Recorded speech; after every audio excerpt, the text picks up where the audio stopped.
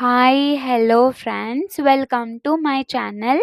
ఈరోజు ఈ వీడియోలో తెలంగాణ రాష్ట్ర వ్యాప్తంగా ఉన్నటువంటి మహిళలకు రిపబ్లిక్ డే సందర్భంగా 2,500 రూపాయలు విడుదల చేయబోతున్నారు. ఈ పథకానికి ఈ డాక్యుమెంట్స్ అన్నీ కూడా రెడీ చేసుకోవాల్సి ఉంటుంది.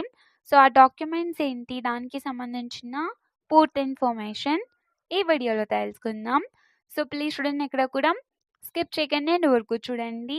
వీడియోని స్టార్ట్ చేసే ముందు మీకు ఒక small request friends, TG government నుంచి అలాగే సెంట్రల్ గవర్నమెంట్ నుంచి ఏ చిన్న అప్డేట్ వచ్చినా మీరు మిస్ కాకుండా ఉండాలంటే వెంటనే ఈ ఛానల్ని సబ్స్క్రైబ్ చేసుకోండి.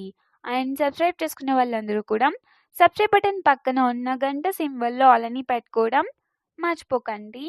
ఇలా పెట్టుకోవడం వల్ల నేను పెట్టే ప్రతి ఒక్క వీడియో మీకు నోటిఫికేషన్ రూపంలో రావడం జరుగుతుంది. అండ్ మీకు ఈ వీడియో నచ్చితే కనుక లైక్ చేయండి ఫ్రెండ్స్. ఇక లేట్ చేయకుండా టాపిక్ని స్టార్ట్ చేసేద్దాం. సో ఇక అసలు విషయానికి వస్తే, మహిళల కోసం ప్రభుత్వం ఇప్పటికే ఎన్నో పథకాలు అమలు చేస్తుంది. ఉచిత బస్సు ప్రయాణం, 500 రూపాయలకి గ్యాస్ సిలిండర్, గృహజ్యోతి పథకం కింద 200 యూనిట్ల వరకు ఉచిత కరెంట్, డ్వాక్రా మహిళలకు లోన్లు, కళ్యాణ లక్ష్మి, విద్యాలక్ష్మి వంటి పథకాలతో మహిళలను ప్రభుత్వం ప్రోత్సహిస్తుంది. కానీ ఇంట్లోనే ఉండి బయటకు వెళ్ళి పని చేయలేని మహిళలకు ఏం ఉపయోగం అనే ప్రశ్నకు సమాధానమే ఈ మహాలక్ష్మి పథకం. సో ఇంటి అవసరాల కోసం కరెంటు బిల్లులు, నిత్యావసరాల ఖర్చుల కోసం భర్తపై మాత్రమే ఆధారపడకుండా మహిళలకు ఈ ఆర్థిక సహాయం ఎంతో ఉపయోగపడుతుంది. సో ఈ పథకం గురించి పంచాయతీ ఎన్నికల ముందు చెప్పినాం, అప్పటి నుంచి ఎలాంటి అప్డేట్ రాలేదు. అయితే ఇప్పుడు రిపబ్లిక్ డే సందర్భంగా జరిగే క్యాబినెట్ మీటింగ్లో దీనిపై ప్రకటన వచ్చే అవకాశం ఉందని సమాచారం.